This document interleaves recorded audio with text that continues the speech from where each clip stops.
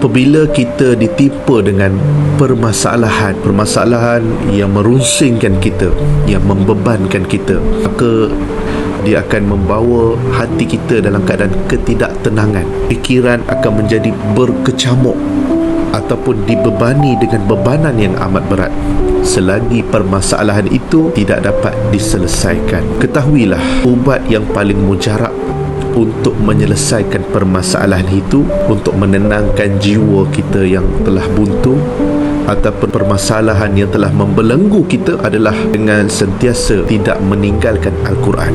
Ulama menyebutkan dan membahaskan bahawa 7 sunnah Nabi, yang mana salah satu daripadanya Rasulullah SAW tidak pernah meninggalkan Al-Quran setiap hari, walaupun sehari di dalam hidup baginda Rasul sallallahu alaihi wasallam. Allah berfirman, "Inna nahnu nazzalna zikra wa inna lahu lahafizun."